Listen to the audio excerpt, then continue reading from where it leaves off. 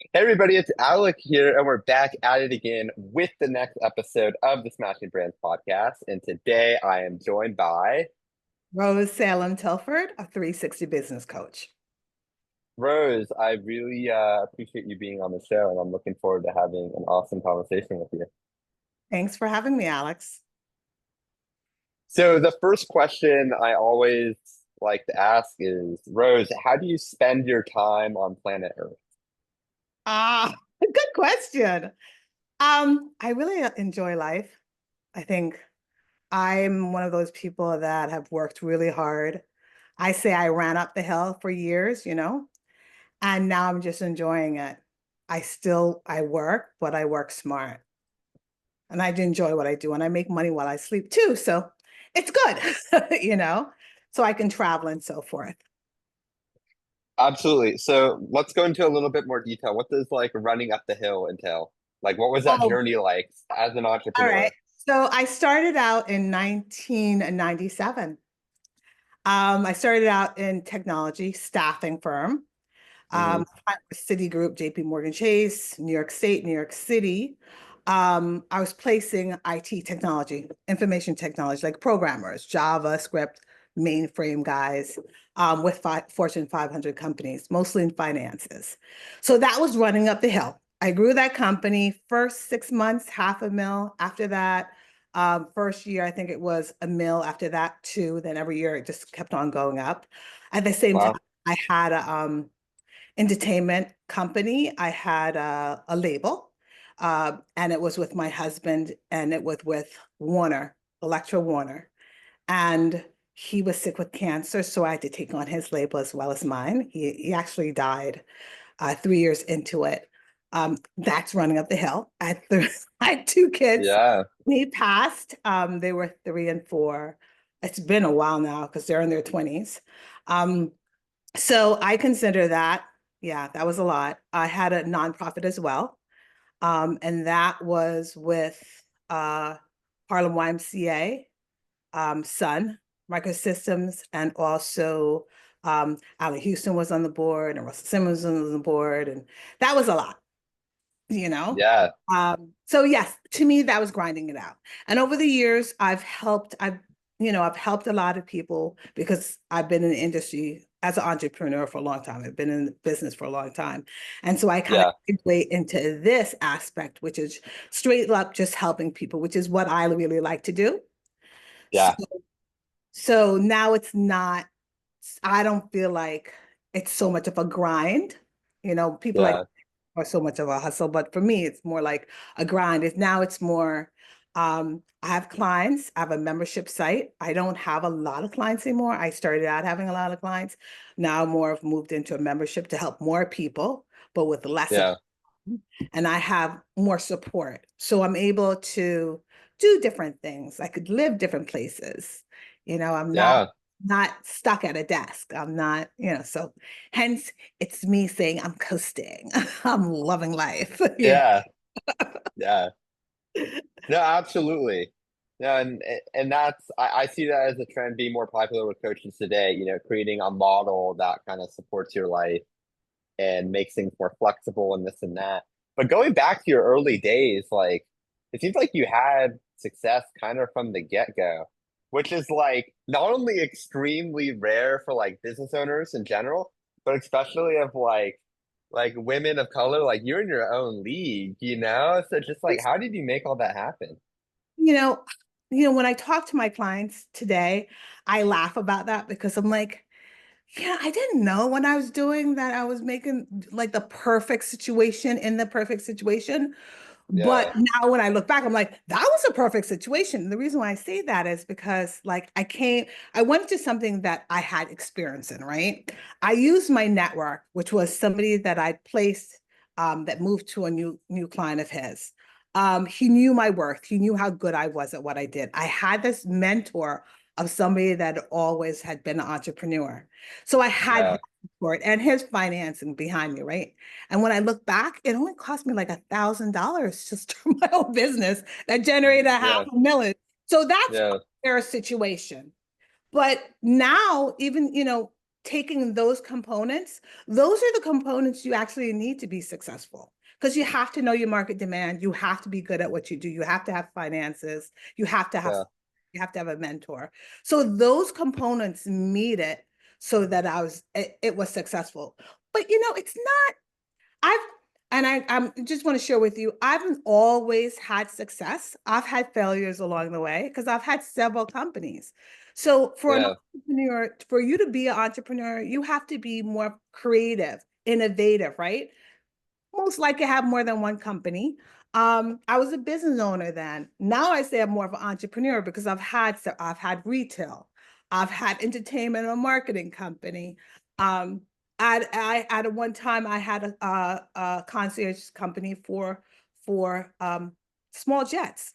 So I've had different companies, and I can say they weren't all successful. Okay, and some Yeah. were very painful. But I believe in failing up. So I learned from it. And from what I learned from, I then made better. And so I'm able to help my clients, and I could see their pitfalls Yeah. before they do. Yeah. No, I love that. And what were some influences that you had growing up that did like contribute to your success? Like, was it any situation with like mentors when you were like a teenager in college? Oh, Was it parents? Like nope. anything? No, no. I definitely wasn't born into a family that were entrepreneurs at all. Mhm. My mother was a principal and then assistant superintendent. I didn't know Yeah. my father, but to come to find out, my father was a butcher in Jamaica. So that's interesting. That's an entrepreneur, right? But Yeah. definitely grew up in a family Different. that was like teacher, believe in teachers, lawyer, doctor, pick one of those. You're not going to be one of those? Then what are you going to do? I was the weird one that went into business. But I found that I liked it. And then my husband, I think, was my mentor. He was 8 years older than me too. So, there was that component. I think that made me be able to see a little something different and understand it and gravitate and like Yeah. it. Yeah. And how old were you when you started the first company, the staffing company, right? 29. So you're 29 when you started that business. Yeah. What was like, where do you feel like, 'cause again, like when we talk about a percentage of the world, like in our world, a lot of people are entrepreneurs, a lot of people are doing really interesting things. But when we think about like the percentage of the world, like the people that have had multiple businesses, uh, like it's rare. So I want to know, like, where does like your drive come from? Like, where does it originate from? I think I the way I was raised, you touched on something a little earlier. You said, there are not a lot of Black people that are, at back then in the 1990s that were successful, right? And were doing what I was doing. Um, Yeah. but I came from, I think, a traditional Black family, I guess successful Black family in the sense that we were taught to work really hard. We had to go to college. There was like, you didn't have that option of like no education thing. It was like Yeah. doctor, lawyer, or something. So you were pushed. And then I'm from the X generation. So Yeah. we're like, do whatever you want to do and figure it out yourself. That's what I came from. So I Yeah. was given a lot of free reign to figure out stuff myself. But I was given guidance in the sense of like rules, like ethics, So my work ethics is really good. And I'm creative because I was taught to teach. I learned how to think out of the box. My resilience, I think that's just innately who I am. I'm innately a positive, like happy, action-based person. I'm not the person that's gonna wait. Like my worst nightmare is literally like putting something off. It will play at the back of my head like a little thing that goes around, and then I Yeah. still have to do that. I still have to do this. Like, so I Yeah. don't know how anybody does it. Like, I Yeah. know exactly what I need to do all the time and I get to it. And I think that's what makes me really successful is the fact that I don't put off and I'll jump in. My first husband taught me that like I could do and be anything I wanted to do. It's just a mind thing. It's just like, because you walk up to these like major presidents of these studios for our TV and be like, so, da da da, and tell his idea. And they'd be like, yeah, love it. Let's do it. And I was like, what? That's real life. And so I learned Yeah. from him, Steve Salem. I learned from him. And And it's just been a part of me for over 20 something years. Yeah. No, I love that. Okay, so what was an example where you walked up to the president of the company, you pitched an idea, and you're like, wow, what was one of those I don't know if I want to say career defining moments, but one of those things that kind of like caught you by surprise. I think I do that all the time now. I started that, I think, back with Salem and Salem. But okay, I'll give you this is a huge joke. Okay. Hmm. When I met my late husband, Hmm. I wanted to be in the music business. So I was managing a couple artists, nobody really, just like somebody in Duke Ellington band and another guy that was what was he? Reggae artist. And at the time, we Hmm. used to have this thing called How Can I Be Down? And so we'd go to Miami and you'd meet all the new artists, right? And then you could pick up new artists and you could showcase your artists. Uh-huh. Who was playing there at the time was Lauryn Hill and the Fugees. Uh-huh. Why did I go up to her and was like, do you have a manager? I would like to manage you. And I laugh about it up to this day because she was like, huh, I have a manager though. And then we just started talking. She was really, really nice. But that's always been my mentality. So for me to go, if I deal with celebrities like that, right? Like I don't have a problem talking to the president of a corporation. Like, hey, Yeah. think about this. So it works for me, I've done it with when I did a retail store, dealing with different designers. Yeah. Even now, even with my coaching, when I did the AI stuff, because AI is totally new, I reached out to IBM and now I'm an IBM Watson AI partner. So it's just not getting in my way, just think if I thought it, then I'm like, reach out, what can I get? A no or a yes? But if I don't try, I got nothing. Yeah. One of my favorite shots is you miss 100% of the shots you don't. I mean, one of my favorite quotes is you miss 100% of the shots you don't take. Yes, exactly. Exactly. Yeah. Think that's what stops a lot of people from being a true entrepreneur. They have the idea without the opportunity, but then they also don't act on if the opportunity does come up, they don't act on it. And that's what makes people really good business people is knowing to act on it, really, really looking at risk, but being smart about that risk, taking that educated guess, I should say, doing your homework, and then make your move. Yeah, and probably my favorite quote of all time is action creates clarity, which is the more actions we take, the more we're going to actually figure out how things are going to work, what we want to do, etc. I'm sure Exactly. you relate to that as well Oh in a my God. lot of areas. Yeah. I mean, my whole business is built on that. It's built on positive action-based coaching. And that is it. Mindset's got to be positive. You have to think like it's doable. You have to think that there's a way around this, over it, under it, push it out the way, whatever. And you got to act on it. You thought it, now act on it, right? And sometimes you'll get it right. Sometimes you won't, but that's okay. Yeah. What was your motive? And so you started your coaching business, was it 7 years ago? Is that right? About What is it, 2019? No, no, no. That's 6 years ago, right? Yeah. 6 years ago. Okay. What were you doing at the time beforehand? And then what motivated you to start coaching? That's a good question. I was working with What Celebs, which was a consignment store, celebrity consignment store I came up with.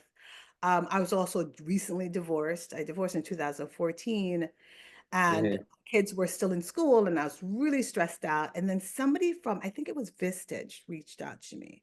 And they were like, so we looked at your background and we think you'd be great to facilitate CEO peer groups. And I'm like, what the hell is that?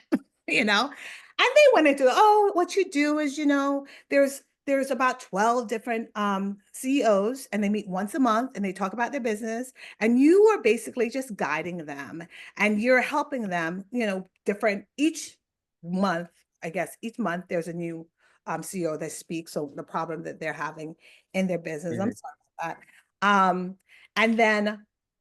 And then I help them and the team helps them, right? And I'm like, huh.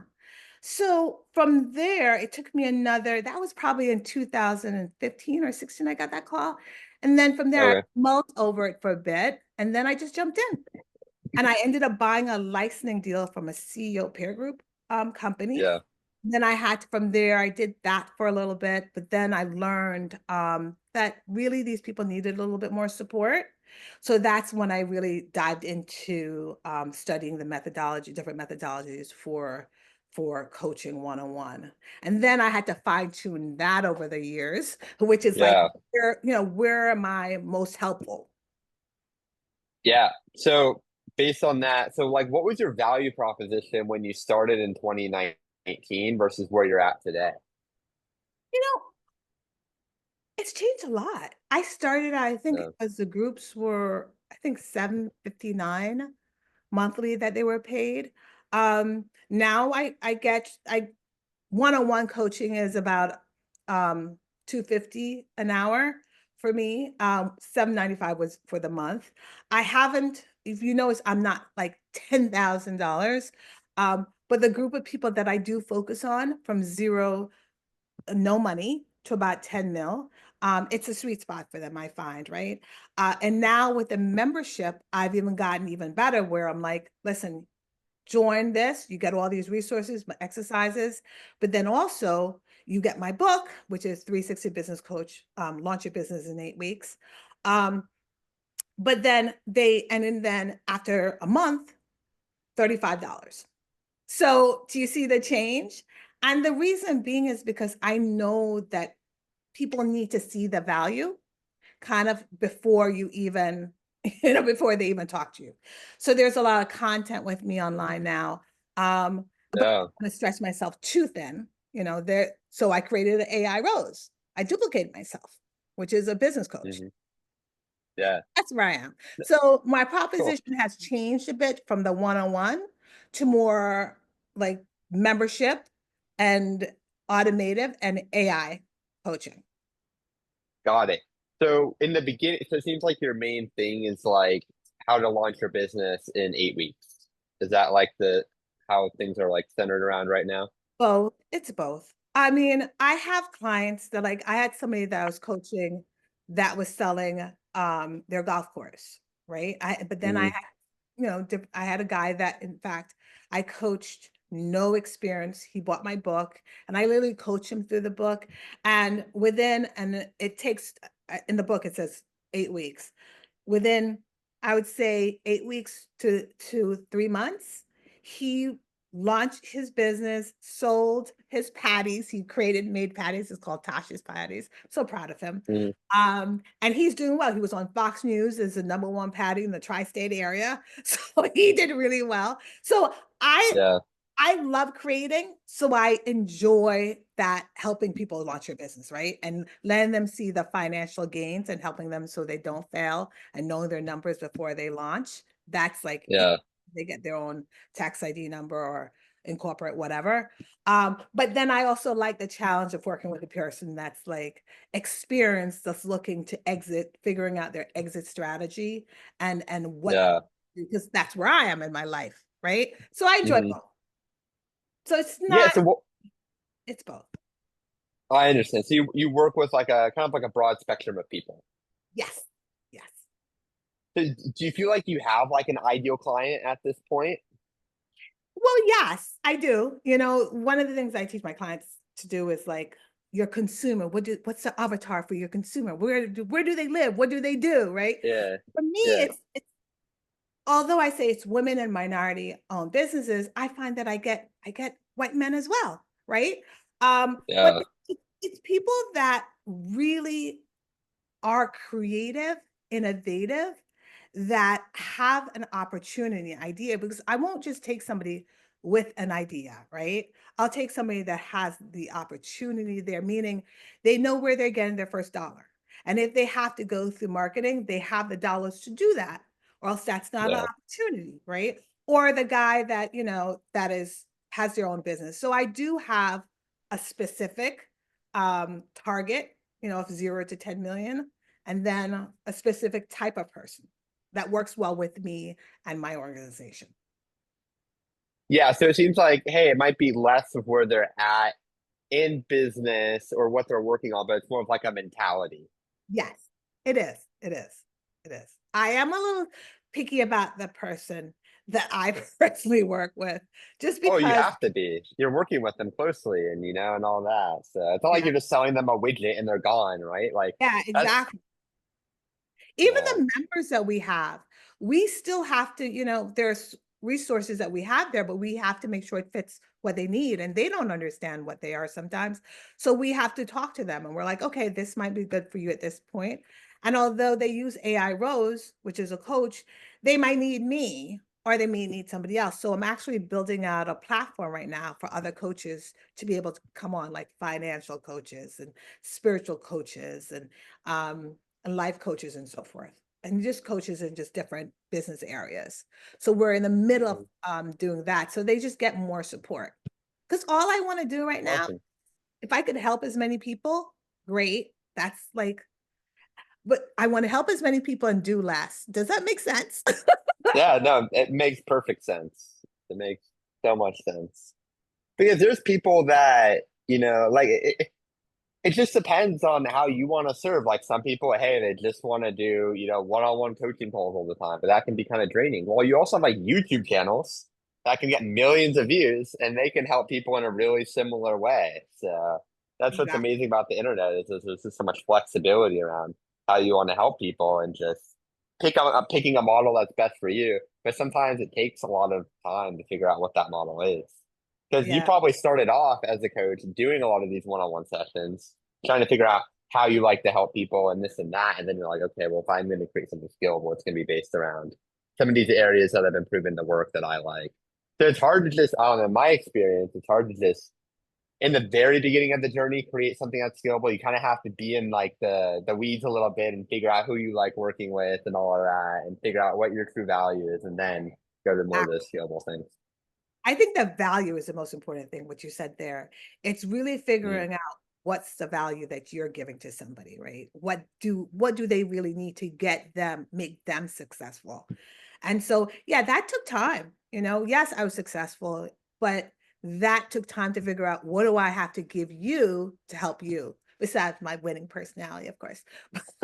you know, but Yeah.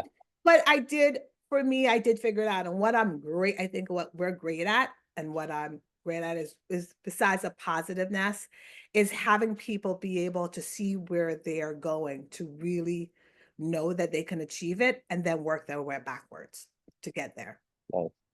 you know? Yeah, absolutely.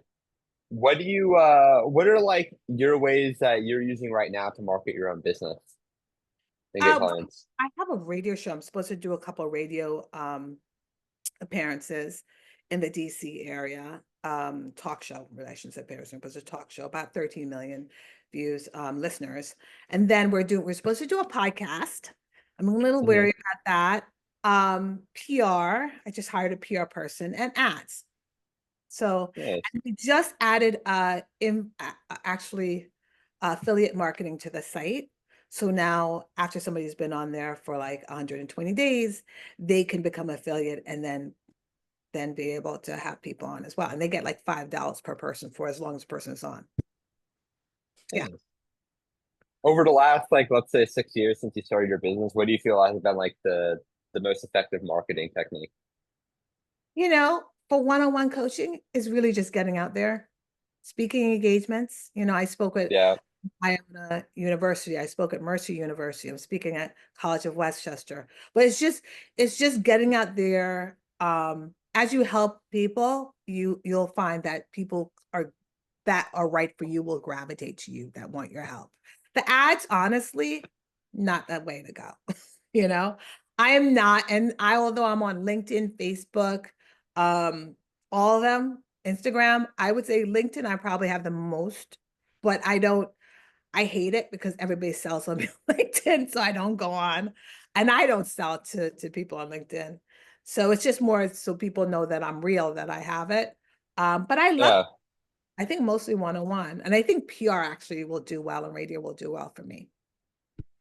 yeah. So it's mainly you said speaking engagements have been really good for Uh, you. Being on anything where you can like And I kind of feel like a virtual version of that would be the radio show, Yeah. right? So any way that you can get, a message out to people where people are like kind of like tuning in live, whether that's in person or virtual. Yeah, because I'll say something, hopefully, that'll hit them, that triggers them to act, is really what I hope for when I do stuff like that.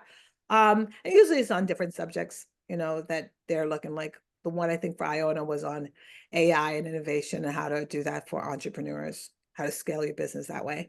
So it's just different. It's just different things, information that I'm giving. Yeah, and what's your favorite thing to talk about right now, whether it's to be on this radio show or a speaking engagement? Like, yeah, AI. I am a geek. So yeah. no one guesses that. Like, but I am the biggest geek. I'll sit What's there. your favorite AI tools right now? Right now, I'm learning AI Watson AI, which is IBM's version. I just Mm, partnered with them, and because they're governance and they're private, they're not open. So it's just better for businesses to have, to use with their clients, and especially if like businesses for my coaching person that it's being a person, I should say AI, that it's going switching to Watson, it's because you'll be able to upload your private information without it like being open to everybody. So that's the beautiful thing I like about that. I use did a lot, the facial. If you have you been on my site where have you seen AI Rose? Because she's like her, and my kids are like, she's creepy, but her facial movement and her voice is mine, but they're using a picture, and I think that's really cool. Lumen is actually another that I love. Have you mm. Lumen 5? Lumen? I haven't. It's actually really good for text to video, but then you could also do video and it'll create like let's say you did a talking video, right? It will actually create slides of different other like background video clips that you might need, and it'll put it in there with words on it for you. It's actually really cool. I love creating. Oh, nice. Yeah, Yeah. I use like auto caption software and stuff like that. Like that's really great. And yeah, sometimes you can add like B-roll and stuff like that. So yeah, no, Yeah. that's awesome. Yeah, and then I use Gemini for pictures because their pictures look pretty real, right? So I use Gemini. DeepSeek is my new thing. But yeah, I jump around. I use a lot of different tools. I don't want to tell you all of them because you'd be like, Yeah. No, yeah, there's so many. There's this one where you can even create your own landing pages and stuff. I forget what that one is called, but well, Elementor, they have AI. They have one that helps you create your own. Canva has one as well. Canva AI yeah. is really good. Yeah, there's a ton of AI tools, but I think for business owners, you want to be able to use those tools, of course, for your marketing or whatever, and even for your customer service, because I do. But then Mhm. you also want to figure out how you could use it to really make more money, right? Customer service cuts your time, HR cuts your time, but could you create something, Yeah. an agent that will sell for you? You It's can. coming, right? It's called like AGI, which is what does It's that stand for? It's like artificial artificial general intelligence. intelligence. Yeah, where people like, because right now it's like AI can't like switch tabs for you and like do Well, all that kind of stuff. actually, it can. There's this new AI. It's called Do Browser. It's in beta, but I had it literally going. This was the coolest thing. It had to use my Gmail, but it went in and I had it log into a membership site that I belong to, and I was like, find all the businesses with this. Get the email. It created an email, right? So it created in Google Doc. It then emailed each and every one of them for me. I didn't do anything. Wow. Zapier is another tool that's really good for that automation as well, for it to automate different things to work together. So yes, it's actually now that those agents are actually being done. Most people just don't realize and those things are, but I thought that was cool because I'm waiting for the one that fully is automated to handle all my social stuff, and then I'll be okay. Like create the Yeah, content, send them out, engage with everybody. Wouldn't that be great? It's coming. yeah. I Coming. feel like it's coming too. Yeah. So, Rose, I have one last question for you. So, when we think about your journey from, the beginning of your life to where you are now, all the trials and tribulations, the successes, the failures. Let's say it's, the end of your life and you've done everything that you've wanted to. However, for whatever reason, there's nothing to show for all your work. Mhm. And you get to leave the world with three truths, three things that you know to be true about the world around you. What are they? Let's see. Can three things be like in one thing? I have a bunch of stuff. Okay. All right. All Sure, right. whatever. All There's right. no rules So really. I think number one, I mean, I want to leave, people say that I want to leave the world a better place, and I Mm, think that's my overall arch of everything that I do through my kids, my generation, the kids that I have and their family. But then yeah. also, in a sense, I want to be able to touch, like, if I could touch millions of people and make it so that there's less people that actually fail in a business, because 50% of them fail within 5 years. That's everything. Like, if I could stop somebody from actually failing when I say failing, you've lost a lot of money, um, and help them so that they don't. That's everything to me. So the more people that I help to have successful business really is everything. So that would be the second. Okay. And then, One moment. So I think you might be misunderstanding the question. I'm saying if you're gonna leave the world with three pieces of wisdom, not oh, what you want to do, but yeah, you have a megaphone and you can leave the world with three things that you know to be true about the world, whether it's to your oh, kids, your family, oh, anybody. Yeah. okay. Love, live, and just be at peace. That's it. Okay. Sweet. You knew that. That came very easily. I love it. Because that's how I feel, that's everything. That's really everything. Yeah, Well, I thanks. agree. Yeah, no, I appreciate you being on the podcast. Where can the people find you? They could find me at 360businesscoach.com. Amazing. All right. Well, Rose, thank you so much for being on the show again.